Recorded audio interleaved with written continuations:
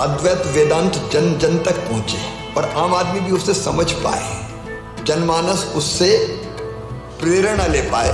इसलिए हमने फैसला किया, सरकार ने फैसला किया कि जहां आदि गुरु शंकराचार्य जी को गुरु मिले और जहां से उन्होंने प्रयाण किया अद्वैत वेदांत के प्रचार का, वहीं आचार्य भगवान की एक मूर्ति लगनी चाहिए।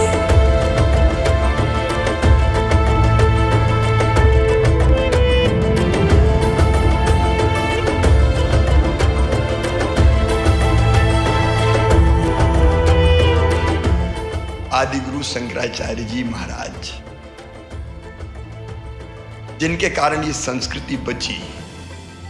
और आज मैं कह रहा हूं, पूरे आत्मविश्वास के साथ कह रहा हूं, मैंने लघु फिल्म में भी कहा था, आज सभी संतों के बीच में फिर दोहरा रहा हूं, भौतिकता की अग्नि में दग्ध विश्व मानवता को शाश्वत शांति के दिग्दर्शन अगर कराएगी तो भारतीय संस्कृति यह अद्वैत वेदांत ही कराएगा, और कोई मार्ग है ही नहीं।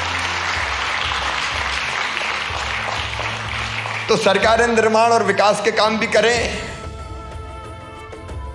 लेकिन लोगों को सही दिशा देने में भी तो सहयोग प्रदान कर दो। किस काम की सरकार अगर आचार्य शंकर के संदेश को, आचार्य भगवत पाद के संदेश को हम जन जन तक ना पहुंचा पाए?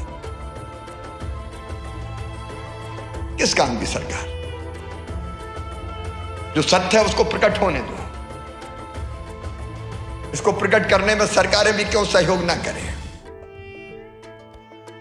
और मेरा अपना विश्वास है, हमारे वेद, हमारे उपनिषद, गीता हो, उपनिषद हो, ब्रह्मसूत्र हो, अगर ध्यान से पढ़ो तो एक ही बात दिखाई देती है, एक ही चेतना सब में है, कोई भेद नहीं, अभेद। अयम निजम परावेत्ति गणना लघु चेत साम तार चरिता नाम तो वसुदैव कुटुंबकम। कब से भारत पुकार रहा है, कब से भारत कह रहा है कि तेरा है मेरा है, ये सोच छोटे दिल वालों का है। साल हृदय के होते वो तो कहते हैं सारी दुनिया ही एक परिवार है। ये भारत की धरती ने कहा, आत्मवत सर्वभूतेषु, आत्मवत।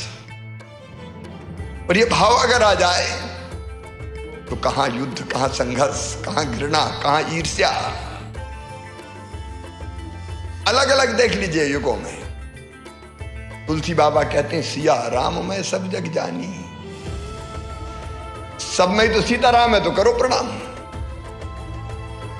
काय का भेदभाव? कबीरदास जी कहते हैं साहब तेरी साहबी हर घट रही समाए, ज्यों लाली के पात, ज्यों मेहंदी के पात में लाली लखी ना जाए। सब जगह तो तू समाया हुआ, जियो और जीने दो का संदेश क्या है? और इसलिए भारत ने कहा, आदि गुरु ने कहा, अहम ब्रह्मास्मि तत्त्वमसि। तो अहम कई संदेश विश्व में नहीं गूंजना चाहिए, किसको भारत के जन जन के मन में नहीं पहुंचाना चाहिए। और इसलिए मुझे लगता है सरकारों का भी काम, केवल सरकार का काम नहीं है, तो संतों का है, सरकार को पीछे से सहयोग करना चाहिए। और स्वामी विवेकानंद जी जहां हो प्रणाम करते हुए कहते हैं कि हजारों भी मिलेंगे।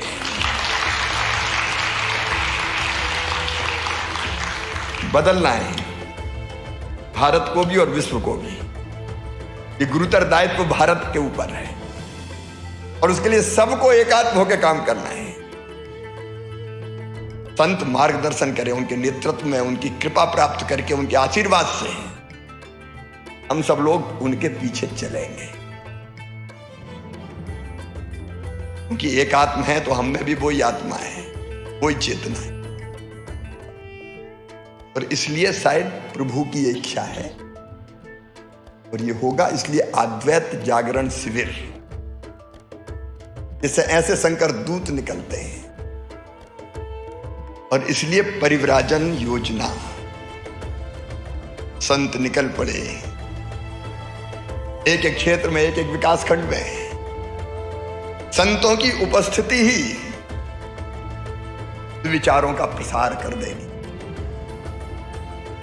उनकी कांति, उनकी आभा, उनकी विद्वता, उनकी तपस्या, उनकी सिद्धि वातावरण बदल के रख देगी।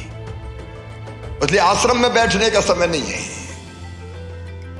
निकलना पड़ेगा गांव में, शहरों में, नगरों में, लोगों के बीच, और उनको सही दिशा दिखा के